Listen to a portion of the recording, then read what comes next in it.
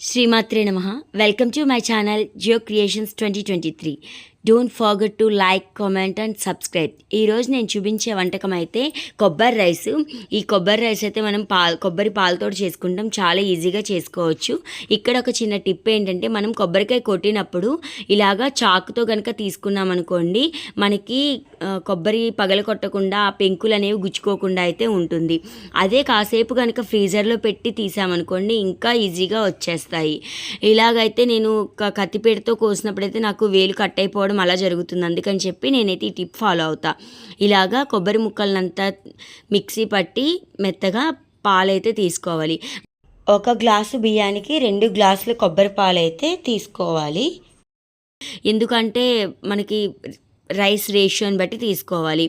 నేనైతే 1.5 గ్లాస్ తీసుకున్నాను, దానికి గాను 3 గ్లాసుల పాలు అయితే తీసుకున్నా.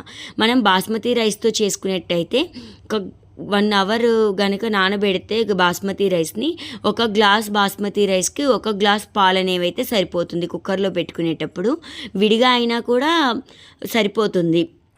ఇదిగోండి, ఇలాగా మెత్తగా ఇంకా గుడ్డలో పెట్టి కనుక పిండితే పాలు అనేవి బాగా వస్తాయి. నేను ఇంకా స్ట్రైనర్లోనే చేశాను. మళ్ళీ ఇంకొకసారి కొంచెం నీళ్లు పోసి అయితే మిక్సీ పట్టి బాగా పాలు అనేవి తీసుకున్నాను నేను.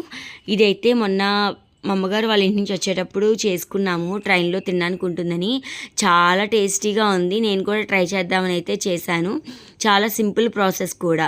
ఇలాగ మనం కొబ్బరి పాలు తీసి పెట్టుకుని ఒక కుక్కర్లో పెట్టేశాను నేనైతే. జీడిపప్పు, యాలకులు, లవంగాలు, దాల్చిన చెక్క, ఒక బిర్యానీ ఆకు అయితే వేశాను. ఇంకా పచ్చిమిర్చి, కొంచెం స్పైస్నెస్ కొంతే.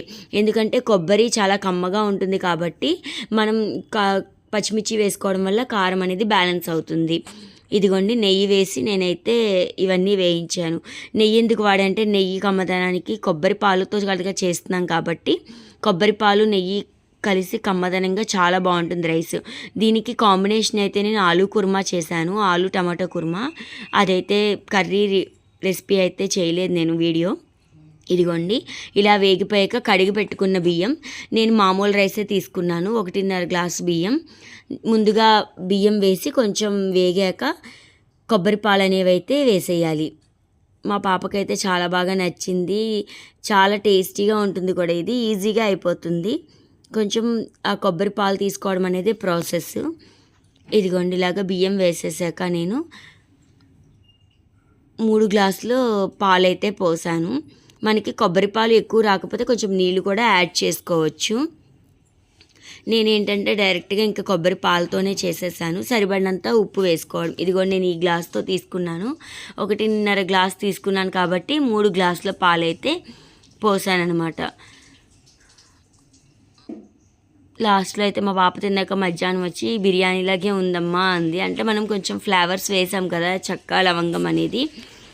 దాంతో తనకి బిర్యానీ ఫ్లేవర్లా అనిపించిందండి. అవేమీ లేకుండా కూడా ఓన్లీ జీలకర్ర వేసుకుని కూడా చేసుకోవచ్చు. కాకపోతే నేనంటే కొంచెం ఫ్లేవర్స్ బాగుంటుంది కదా అన్నట్టుగా అలా చేశాను. ఇదిగోండి, ఇలాగా ఉప్పు వేసుకోవాలి. తగినంత ఉప్పు వేసుకుని రుచికి సరిపడా, మనం అంటే ఇప్పుడు రెగ్యులర్గా చేస్తూ ఉంటాం కదా బిర్యానీలు అవి, దాన్ని బట్టి మనం ఉప్పు అనేది అయితే వేసుకోవాలి. వేసుకుని కుక్కర్ మూత పెట్టేసి 3 విజిల్స్ రప్పిస్తే మనకి కోకోనట్ రైస్ అయితే రెడీ అయిపోతుంది. మీకు ఎలా అనిపించింది అనేది కామెంట్ సెక్షన్లో చెప్పడం మర్చిపోకండి.